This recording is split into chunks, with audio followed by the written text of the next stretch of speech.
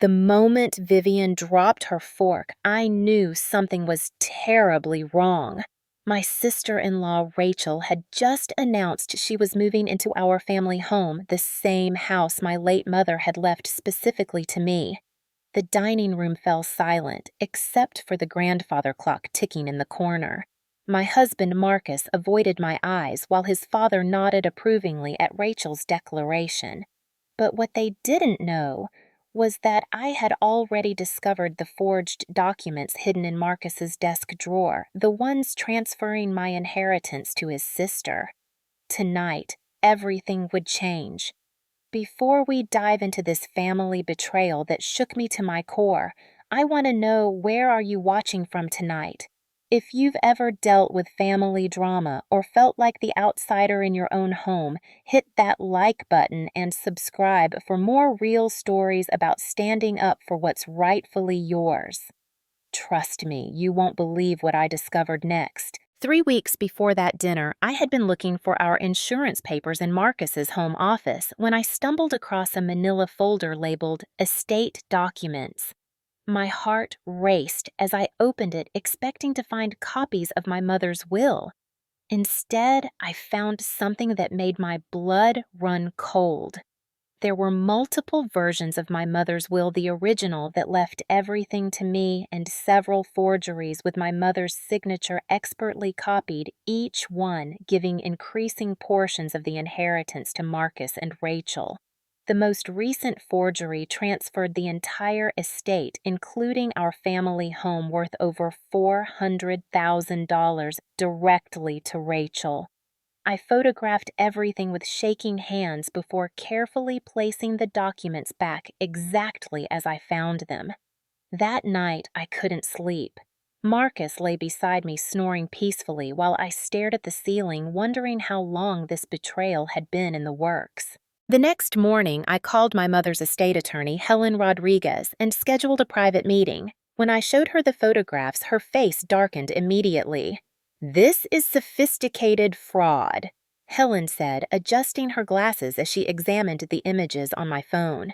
"The signature work is professional grade, but there are subtle differences in the paper quality, and the notary seals are completely fabricated. Your mother's original will is ironclad. She came to me specifically because she was concerned about potential family disputes." Helen explained that my mother had actually visited her office multiple times in her final months, expressing worry that Marcus's family viewed her as nothing more than a cash source. She had been adamant that everything should go to me, her daughter-in-law, who had cared for her during her illness. She made me promise that if anyone contested the will, I would fight it with everything I had. Helen continued. "She said you were the only one who loved her for who she was, not what she could provide." I left that meeting with a plan forming in my mind. Helen agreed to help me gather evidence while I worked to uncover the full scope of the conspiracy. Over the next 2 weeks, I began paying closer attention to family conversations and interactions. That's when I discovered Marcus and Rachel had been planning this for months. I overheard a phone conversation where Rachel casually mentioned getting the paperwork finalized, and Marcus assuring her that everything would be ready after the dinner announcement. I also learned that Marcus's father, Harold, was deeply in debt from gambling losses and needed money desperately. The family had apparently decided that my inheritance was their solution. They had even discussed selling the house immediately after gaining control and splitting the proceeds 3 ways. The most crushing discovery came when I found text messages between Marcus and Rachel discussing how naive I was and how easy it would be to manipulate me into believing the forged will was legitimate. Rachel had written, "She's so trusting, she'll probably help us pack her own belongings." Marcus had replied, "Just stick to the plan. Once she signs the transfer documents, everything will be ours." As I read those messages, years of memories flooded back, times when I had felt excluded from family decisions, moments when conversations stopped when I entered the room, and instances when Marcus had been unusually interested in my mother's estate planning. I realized this wasn't just about money. This was about power control and the fundamental belief that I didn't truly belong in this family.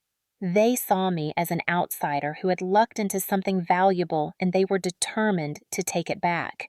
But what they didn't understand was that my mother had prepared me for this possibility. In her final weeks, she had pulled me aside and warned me to watch out for wolves in sheep's clothing. She had made me promise to fight for what was rightfully mine and never let anyone make me feel guilty for standing up for myself. The irony was that I had genuinely loved Marcus's mother, Margaret, who had passed away 5 years earlier. She had welcomed me into the family warmly and treated me like a daughter. But after her death, the family dynamic had shifted dramatically. Without her protective presence, I became increasingly marginalized. Now I understood why.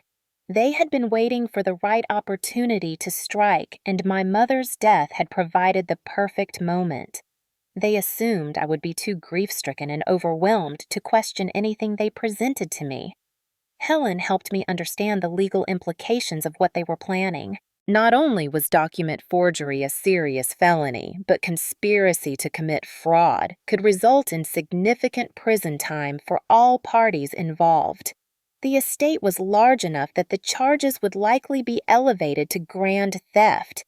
As the dinner party approached, I felt like I was preparing for battle. I had evidence legal support and a clear understanding of their plan. But I also had something they didn't expect: the strength my mother had instilled in me, and an unshakable determination to honor her wishes. The night before the dinner, I sat in my mother's favorite chair and made a promise to her memory. I would not let them steal what she had worked her entire life to provide for me. I would not be the naive victim they expected me to be. The family dinner was held at Harold's house, a modest 2-story home that hadn't been updated since the 1980s. As I walked through the front door carrying a homemade apple pie, I felt like I was entering enemy territory. The familiar sense of roast beef and Harold's aftershave now seemed ominous rather than comforting. Rachel greeted me with an unusually warm hug, her performance already beginning. She was dressed in expensive clothes that I now realized had probably been purchased in anticipation of her windfall. Marcus kissed my cheek and complimented my dress, his affection feeling completely hollow now that I knew the truth. During dinner, the conversation was artificially light and cheerful. Harold told stories about his younger days. Marcus discussed his work projects, and Rachel shared updates about her children. But I could feel the undercurrent of nervous energy. They were all waiting for their moment. It came during dessert. Rachel cleared her throat dramatically and announced that she had some exciting news to share. She explained that her landlord was selling her apartment building and she needed to find a new place quickly. "I was wondering," she said, looking directly at me with practiced sincerity, "if it might be possible for me and the kids to move into Mom's house temporarily, just until I can get back on my feet financially." The request sounded reasonable on the surface, but I caught the meaningful glances exchanged between the 3 conspirators. This was clearly the opening move in their plan to establish residency and make their eventual takeover seem natural. Marcus jumped in immediately to support the idea. "I think that makes perfect sense," he said. "The house is way too big for just the 2 of us, and it would be nice to have family around." Harold nodded enthusiastically. "Your mother would have wanted the house to be used by family. She always said family should stick together and help each other out." I set down my fork carefully and looked around the table at their expectant faces. "That's an interesting suggestion," I said slowly. "But I should mention that I had a very enlightening conversation with my mother's estate attorney last week." The temperature in the room seemed to drop several degrees. Marcus's smile faltered slightly, and Rachel's eyes widened almost imperceptibly. "Oh," Harold said, his voice carefully neutral. "What about—" "Well, it seems there have been some irregularities with estate documents. Helen Rodriguez was quite concerned about some paperwork that doesn't match her records. I watched as panic flickered across their faces before they quickly composed themselves. Rachel recovered first. I'm sure it's just a clerical error. These things happen with old documents sometimes. That's exactly what I thought. I replied pleasantly. So I asked Helen to do a complete audit of all estate-related paperwork. She's working with a forensic document examiner to verify the authenticity of everything. Marcus shifted uncomfortably in his chair. That seems like overkill for some minor paperwork issues. Minor? I raised an eyebrow. Helen seemed to think forgery and fraud were rather serious crimes. Something about federal charges and prison sentences. The silence that followed was deafening. Harold's face had turned an alarming shade of red. Rachel was staring at her plate, and Marcus looked like he might be sick. I think there might be some misunderstanding, Harold finally said. We're all family here. Nobody's trying to hurt anyone. You're absolutely right, I agreed. We are family, which is why I'm so disappointed to discover that certain family members have been planning to steal my inheritance through forged documents. Rachel shot to her feet. That's a serious accusation. You can't just throw around words like theft and forgery. You're right, I said calmly. I should be more specific. Conspiracy to commit grand theft, document forgery, identity fraud, and elder fraud since the scheme apparently began while my mother was still alive. I pulled out my phone and scrolled to the photographs I had taken. I have pictures of all the forged documents, by the way, the ones hidden in Marcus's desk drawer. The signature analysis should be completed by Monday. Marcus finally spoke, his voice barely above a whisper. How long have you known? Long enough to gather substantial evidence and prepare a comprehensive legal response. I stood up and looked around the table at their shocked faces. I want you all to understand something very clearly. My mother left me that house and her estate because she trusted me to honor her memory and protect what she worked her entire life to build. She specifically chose me over her blood relatives because she knew I would never betray that trust. Harold tried to interrupt, but I held up my hand. I'm not finished. What you've done isn't just illegal, it's a fundamental betrayal of everything family should represent. You've spent months planning to rob me while pretending to care about me. You've discussed my supposed naivety behind my back while plotting to manipulate my grief. Rachel sank back into her chair, tears beginning to form in her eyes. But I wasn't moved by her display of emotion. The most pathetic part is that if you had simply been honest about your financial struggles, I might have been willing to help. But instead, you chose deception, manipulation, and fraud. I gathered my purse and coat while they sat in stunned silence. Helen Rodriguez will be contacting each of you within the next few days. I suggest you hire competent attorneys because this isn't going away quietly. My mother deserves justice and I intend to see that she gets it. As I reached the front door, Marcus finally found his voice. Wait, can we talk about this privately? Maybe we can work something out. I turned back to face him, this man I had been married to for 8 years and thought I knew completely. The time for private conversations ended when you decided to forge legal documents and steal my inheritance. From now on, all communication goes through lawyers. I left them sitting in that dining room, their carefully planned scheme in ruins around them. As I drove home, I felt a mixture of sadness and relief. The marriage was over, that much was clear, but at least I knew the truth now. The house felt different when I walked through the front door that night. It wasn't just my home anymore, it was my fortress. My mother had left it to me for a reason, and I was finally ready to understand what she had seen in this family that I had missed.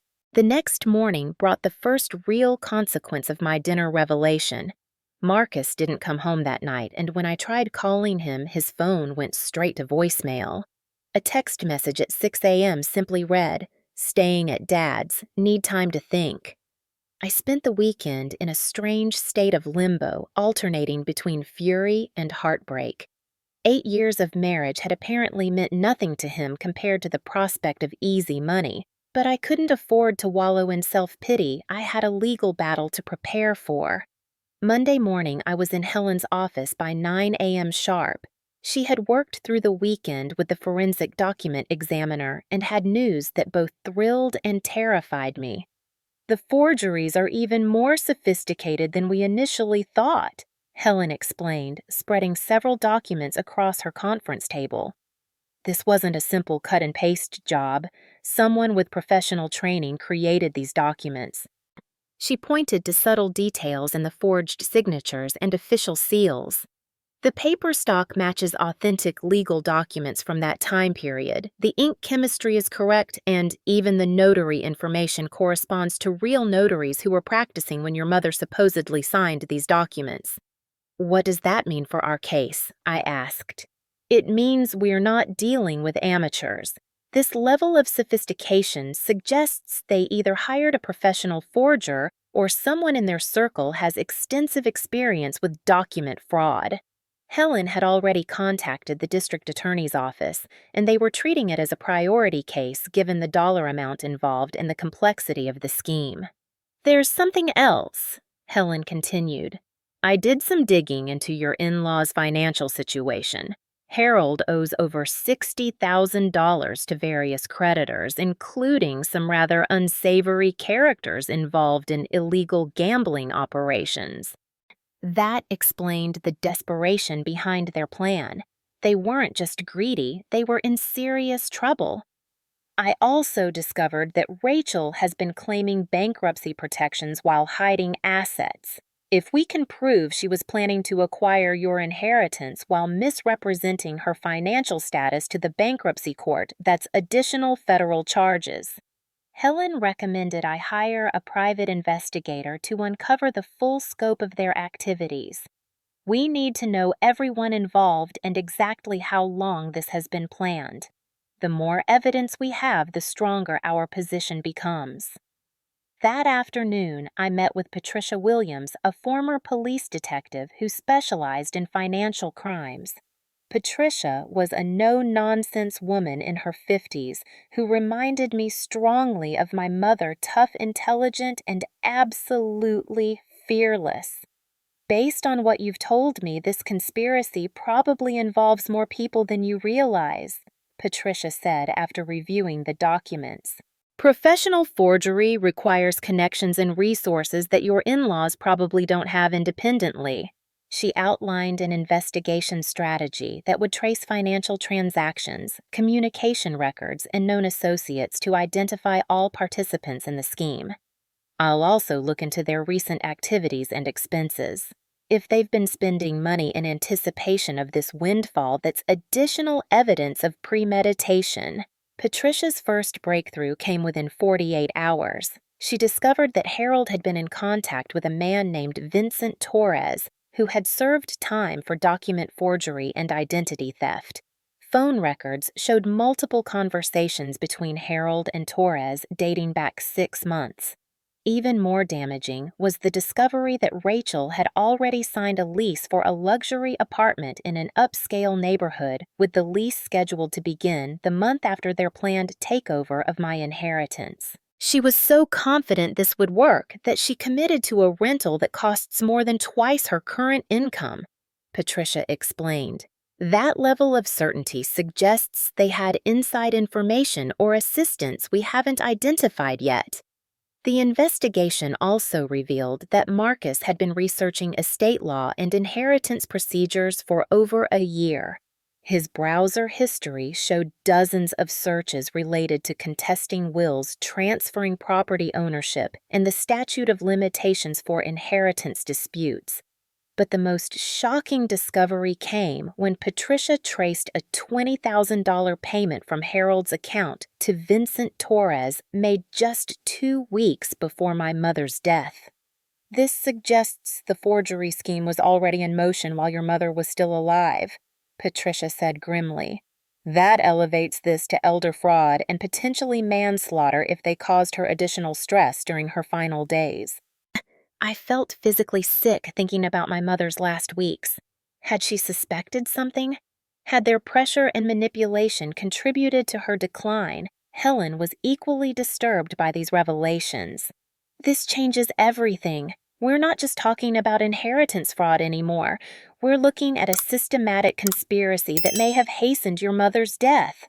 As word of the investigation began to spread through the family network, I started receiving unexpected support from people I barely knew. My mother's neighbor, Mrs. Chen, called to share that she had witnessed Harold visiting my mother frequently in her final weeks, often when I was at work. He always seemed to be pressuring her about something, Mrs. Chen said. She looked upset after his visits. I should have said something at the time. My mother's former coworker, Janet Morrison, reached out after hearing about the investigation through mutual friends. Your mother confided in me that she was worried about Marcus's family, Janet revealed. She said they had started asking pointed questions about her finances and estate planning. Most surprising was the call from Detective Sarah Martinez with the Financial Crimes Unit. Apparently, Vincent Torres had been under surveillance for several months as part of a larger investigation into document forgery rings. Your case provides crucial evidence linking Torres to active fraud operations, Detective Martinez explained. We'd like to coordinate our investigations and pool resources. This meant I now had a professional law enforcement investigation backing up my civil case. The net was closing around the conspirators, and they were beginning to realize the magnitude of their situation. Marcus finally called me that Thursday evening, his voice strained and desperate. We need to talk. This whole thing has gotten out of hand. You're right, I agreed. It got out of hand the moment you decided to forge legal documents and steal my inheritance. Can we meet somewhere neutral?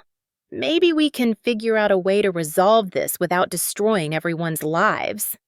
I almost laughed at his audacity. You should have thought about that before you involved professional criminals in your scheme to defraud me. How did you... He stopped himself, realizing he had just confirmed knowledge of Vincent Torres. Marcus, the FBI, is now involved. This isn't some family dispute that we can work out over coffee. You've committed federal crimes. The silence on the line stretched for nearly a minute before he finally spoke again. I never meant for it to go this far. We just needed help with Dad's debts, and Rachel was struggling with her kids. So you decided to steal $400,000 from your wife. It wasn't supposed to hurt you. We thought maybe we could all share the house, make it work for everyone. His pathetic justifications only made me angrier. You forged my mother's signature on legal documents. You hired a convicted criminal to help you. You planned to make me homeless while pretending to be my loving husband. I could hear him crying now, but I felt no sympathy for his tears. The investigation is just getting started, Marcus. By the time it's over, everyone involved is going to face the full consequences of their choices. After I hung up, I sat in my mother's living room and felt her presence more strongly than I had since her funeral. She had tried to warn me about this family, and now I finally understood why she had been so concerned about my future. But I also realized that I wasn't alone in this fight. Between Helen's legal expertise, Patricia's investigative skills, and the growing support from people who had genuinely cared about my mother, I had built a formidable alliance. The next phase of this battle would test everyone's resolve, but I was ready for whatever came next. 2 weeks into the investigation, I thought I had everything under control. The evidence was mounting, the authorities were involved, and justice seemed inevitable. Then, Patricia Williams called me on a Friday afternoon with news that shattered my confidence completely. We have a problem, she said, her voice unusually tense. I need you to come to my office immediately. Don't discuss this with anyone until we talk. The drive to Patricia's office felt endless. My mind raced through possibilities, but nothing prepared me for what she was about to reveal. Vincent Torres was released from custody this morning, Patricia said as soon as I sat down. Someone posted his bail, $50,000 in cash. My heart sank. How is that possible? I thought he was being held without bail. That's what we all thought, but someone with connections managed to get a bail hearing scheduled with minimal notice. The hearing happened yesterday, and neither the DA's office nor I were notified until after the fact. Patricia's expression was grim as she continued. There's more. The forensic document examiner who was working on your case has suddenly become unavailable. Her assistant claims she's taken an extended leave of absence for family reasons. What does that mean for our evidence? It means our key witness has disappeared just when we need her most. And without her testimony, the technical aspects of the forgery become much harder to prove in court. I felt like the ground was shifting beneath my feet. How could this happen? I thought we had everything locked down. Patricia leaned forward, her expression deadly serious. Someone with inside knowledge of our investigation has been feeding information to the other side. Someone close to this case has betrayed us. The word betrayed hit me like a physical blow.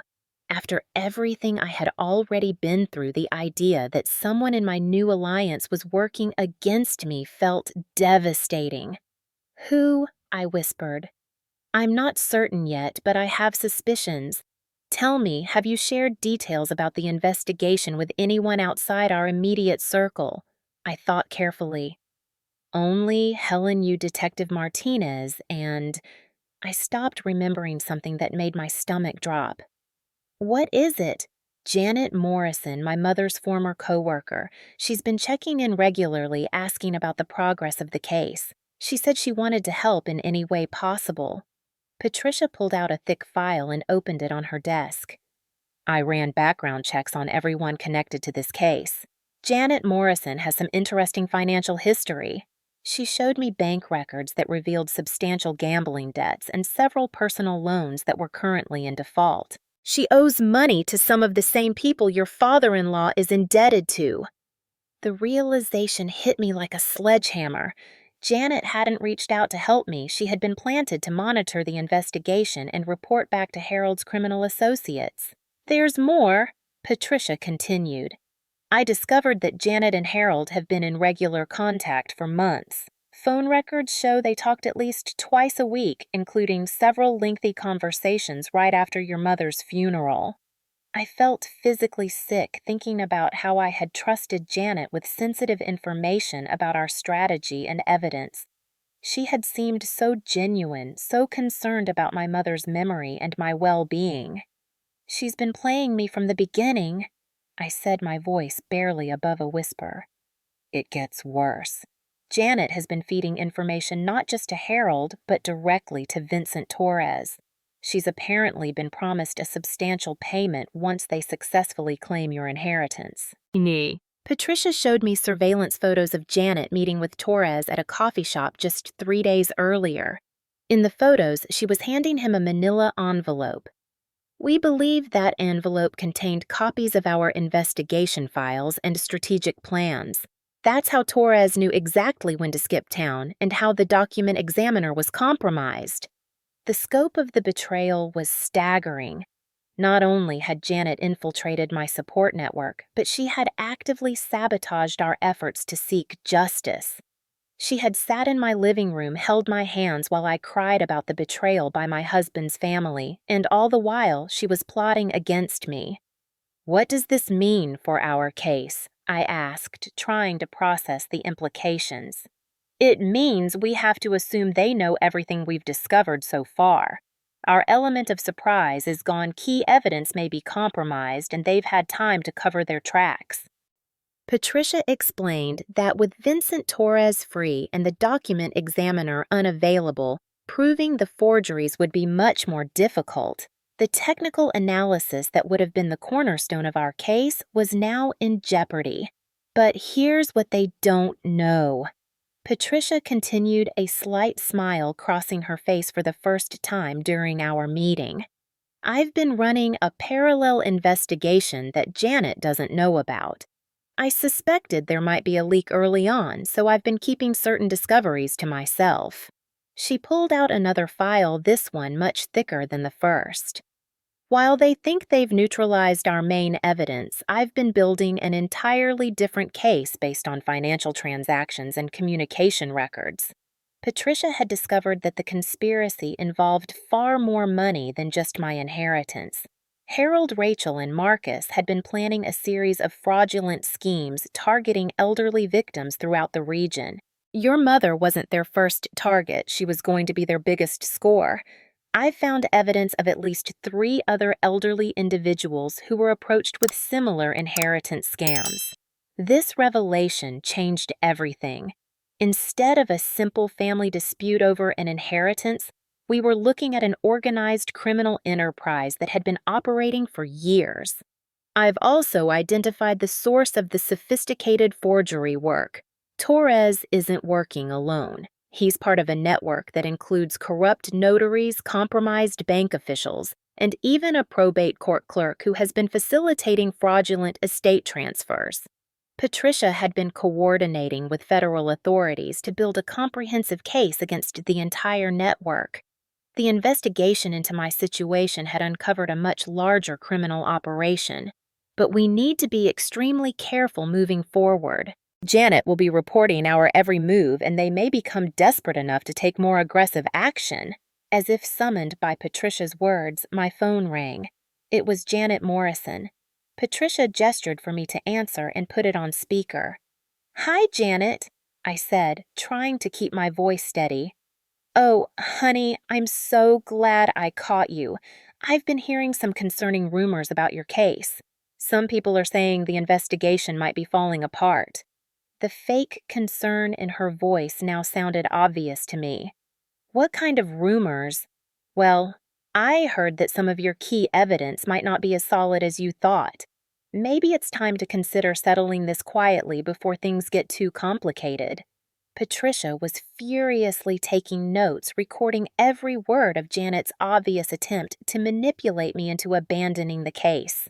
"I appreciate your concern, Janet, but I'm committed to seeing this through to the end. I understand your feelings, sweetie, but sometimes it's better to take a smaller victory than risk losing everything. Maybe Marcus and his family would be willing to make some kind of compensation offer." The audacity of her suggestion was breathtaking. She was literally trying to convince me to accept payoff money from the people who had tried to steal my inheritance. "I'll consider what you've said," I replied carefully. "Good. And maybe we should meet soon to discuss your options. I might be able to help facilitate some kind of peaceful resolution." After I hung up, Patricia looked pleased.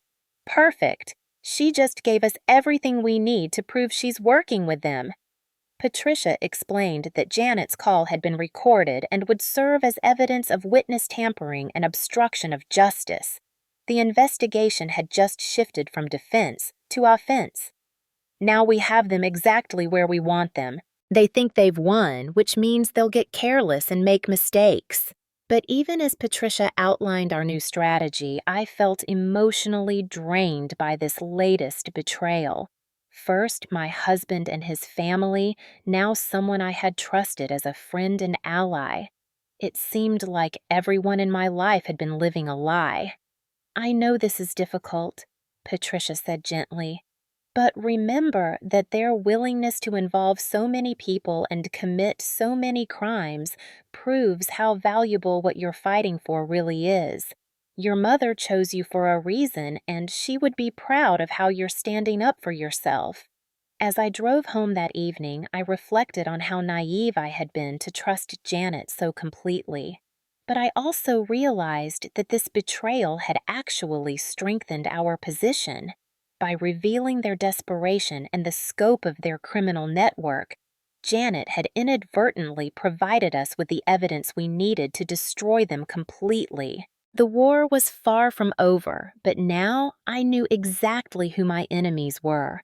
And more importantly, I was about to discover that I had an ally more powerful than any of them could imagine. The morning after discovering Janet's betrayal, I was sitting in my kitchen trying to process everything when the doorbell rang. Through the peephole, I saw a distinguished woman in her 60s whom I didn't recognize. She wore an expensive business suit and carried herself with unmistakable authority. Ms. Hayes, my name is Margaret Sullivan. I believe we need to talk about your current legal situation. I hesitated, wondering if this was another trap, but something in her direct gaze suggested she was different from the manipulators I had been dealing with. I'm sorry, but I'm not discussing my case with anyone I don't know. If you're a reporter, or I'm Vincent Torres's former business partner, she said quietly, and I'm here to help you destroy him and everyone he's working with. That got my attention. I invited her in, but kept my phone ready to call Patricia if this conversation took a wrong turn. Margaret settled into my living room chair and got straight to the point. Vincent Torres ruined my life 3 years ago. He was supposed to be helping me recover assets stolen by my late husband's family, but instead he manipulated me into a fraudulent scheme that cost me everything. She explained that she had been a successful real estate attorney before Torres convinced her to participate in what she thought was legitimate estate recovery work. By the time I realized he was using my legal credentials to legitimize his forgery operations, I was already implicated in multiple felonies. Margaret had served 18 months in federal prison, while Torres escaped prosecution by testifying against her and several other victims he had manipulated. I've spent the last year since my release gathering evidence to prove that Torres orchestrated everything while making his victims take the fall. Your case is the break I've been waiting for. She opened a briefcase and pulled out files that made our previous evidence look minimal by comparison. I have records of every fraudulent document Torres has created over the past 5 years, including the originals he used as templates for your mother's forged will. Margaret had maintained contact with Torres through intermediaries pretending to be interested in working with him again while secretly documenting his activities. He's been bragging about the sophistication of your case. Apparently, your in-laws paid him over $50,000 for what he calls his premium family inheritance package. She showed me photographs of documents that proved Torres had used identical signature techniques and paper sources for multiple victims. The evidence was so comprehensive that it would not only prove the forgery in my case, but could potentially free other victims who had been wrongfully convicted. But here's the most important part, Margaret continued. Torres recorded conversations with your husband and father-in-law as insurance against them betraying him. I have copies of those recordings. My hands shook as she played audio clips on a small digital recorder. Marcus's voice was clearly audible discussing the timeline for implementing the forged documents and expressing confidence that I would never suspect anything. Even more damaging was Harold's voice explaining how they had pressured my mother during her final weeks, convincing her to sign documents she thought were insurance forms, but were actually blank papers they could use as signature sources. They literally practiced forging her signature while she was dying, Margaret said grimly. Vincent has recordings of them laughing about how easy it was to manipulate a sick old woman. I had to excuse myself to the bathroom where I sobbed quietly as the full horror of what they had done to my mother sank in. These people had tormented her during her final days, adding stress and confusion to what should have been a peaceful transition. When I returned, Margaret's expression was compassionate but determined. I know this is devastating, but we now have enough evidence to ensure they all face serious federal charges. And more importantly, we can make sure your mother's true wishes are honored. Margaret had already contacted federal prosecutors about combining our cases. Torres's pattern of targeting vulnerable elderly victims and manipulating their families falls under federal elder abuse statutes. The penalties are much more severe than simple fraud charges. She also revealed that Janet Morrison was deeper into the conspiracy than we had realized. Janet has been scouting potential victims for Torres for over 2 years. Your mother was specifically targeted because Janet provided detailed information about her assets and family dynamics. The recordings proved that Janet had been feeding Torres information about my mother's health condition, daily routines, and my work schedule. She had even provided floor plans of the house and suggestions for the best times to approach my mother when she was alone. Janet's role goes far beyond simple witness tampering, Margaret explained. She's an active participant in elder abuse and organized fraud. The federal charges she's facing could result in a 20-year sentence. Margaret had also uncovered evidence that the probate court clerk who had been facilitating the fraudulent estates was planning to fast-track the processing of my forged inheritance documents. They were going to push everything through during the holiday court shutdown when oversight would be minimal. We have less than a week before they attempt to file the fraudulent paperwork, Margaret warned. But now that we know their timeline, we can be ready for them. She outlined a strategy that would allow Torres and his accomplices to believe their plan was proceeding normally while federal agents documented their every move. I want them to commit to the fraud completely before we spring the trap. That ensures maximum charges and prevents any claims that they were planning to abandon the scheme. Patricia Williams was initially suspicious when I called to arrange a meeting with Margaret, but after reviewing the evidence and verifying Margaret's story with federal contacts, she became enthusiastic about the collaboration. "This is like hitting the lottery in terms of evidence quality," Patricia said after spending 2 hours reviewing Margaret's files. "We don't just have proof of the crimes, we have Torres's own words describing his methods and motivations." Helen Rodriguez was equally amazed by the scope of the evidence. "With these recordings and documents, the civil case becomes almost automatic. But more importantly, we now have the foundation for a federal criminal case that could dismantle this entire fraud network." Detective Martinez confirmed that federal authorities were prepared to coordinate a comprehensive takedown of everyone involved in the conspiracy. "We're looking at charges ranging from elder abuse to organized fraud to witness tampering," she explained. "Torres alone is facing potential sentences totaling over 40 years. But Margaret warned that we needed to be extremely careful during the final phase of the operation. Torres has connections to some dangerous people. As the net closes around him, he may become desperate enough to consider violence." She had already arranged for security monitoring of my house and suggested I stay with friends until the arrests were completed. "I've been working toward this moment for 3 years," Margaret said as we finalized our strategy. "These people destroyed my career, my reputation, and my freedom, but they also underestimated my determination to see justice served." Looking at Margaret, I saw a reflection of my own transformation. The naive, trusting woman I had been 6 months earlier was gone, replaced by someone who understood that justice sometimes required patient planning and careful strategy. "Your mother would be proud of how you've handled this," Margaret said as she prepared to leave. "But more than that, she would be grateful that her suffering is going to prevent other families from experiencing the same betrayal." As Margaret's car disappeared down the street, I realized that my mother's death had set in motion events that would ultimately bring down a criminal network that had been operating for years. The justice she would receive would extend far beyond our family situation. Tomorrow, the final confrontation would begin, and this time I would be ready for whatever they threw at me. The final takedown began at exactly 9 a.m. on a cold Tuesday morning in November. I watched from Patricia's office as federal agents simultaneously raided Harold's house, Rachel's apartment, and Vincent Torres's workshop. Margaret sat beside me, her expression calm but satisfied as we witnessed the culmination of months of careful planning. "Harold's trying to destroy documents in his backyard," Patricia reported, monitoring the radio communications between agents. "But they're recovering everything from the fire pit."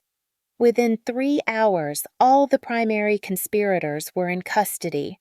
Harold, Rachel Marcus, Janet Morrison, and Vincent Torres were each facing federal charges carrying potential sentences of 15 to 30 years. The evidence Margaret had provided proved devastating in court. The recordings of Marcus and Harold discussing their manipulation of my mother during her final days brought several jurors to tears. When the audio played of them laughing about forging her signature while she was dying, even the defense attorneys looked disgusted. Torres attempted to negotiate a plea deal by offering to testify against his accomplices, but Margaret's evidence was so comprehensive that prosecutors didn't need his cooperation. Instead, they charged him as the ringleader of an organized criminal enterprise. The federal judge called it one of the most callous elder abuse schemes she had ever encountered, Helen reported after the sentencing hearing. Torres received 42 years, Harold got 25, and Rachel received 15 years plus restitution obligations. Marcus received 12 years, but what hurt most was his complete lack of remorse during the proceedings. Even facing prison time, he continued to maintain that I was being vindictive and that the family had deserved a share of my mother's estate. Janet Morrison's betrayal earned her 18 years in federal prison. During her sentencing, she finally broke down and admitted that she had been recruited to target my mother specifically because of her wealth and isolation. She confessed that they had been monitoring your mother for over a year before making their move. Detective Martinez told me after the hearing. They studied her routines, her health condition, even her relationship with you to determine the best approach. The financial restitution alone exceeded $600,000 when all the damages were calculated. But more importantly, the investigation had exposed a fraud network that had victimized dozens of elderly individuals across 3 states. 12 families are getting their stolen inheritances back because of your courage to fight, Margaret told me as we celebrated the final convictions. Your mother's legacy is going to help people she never even met. The house felt different after the trials ended. It was truly mine, now free from the shadow of their schemes and lies. But I realized I didn't want to live there anymore. Too many memories of betrayal and manipulation lingered in those rooms. Instead, I decided to honor my mother's memory in a way that would create something positive from all the pain. I established a foundation using part of the inheritance to help elderly individuals protect themselves from financial fraud and abuse. Margaret became the foundation's first legal counsel, using her expertise to develop resources for families dealing with inheritance disputes and elder abuse. We're going to make sure other families have the tools to fight back that you had to discover on your own, she said. Patricia joined as our chief investigator, helping families gather evidence and navigate the complex legal system when they suspected fraud or abuse. The Foundation's first major success came when we helped expose a nursing home administrator who had been manipulating elderly residents into changing their wills. Using techniques we had learned from my case, we gathered evidence that resulted in criminal charges and the recovery of over $2 million in stolen assets. Your mother would be amazed to see how far this has spread, Helen said during our first anniversary celebration.